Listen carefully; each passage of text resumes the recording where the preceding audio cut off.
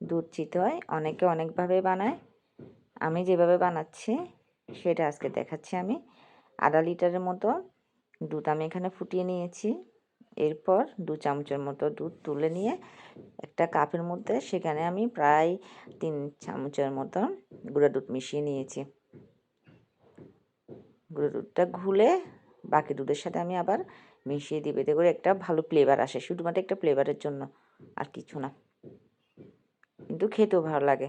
এরপর দুধটা একটু ফুটিয়ে তারপর একটা একটা করে চিতই পিঠা দিয়ে দিব।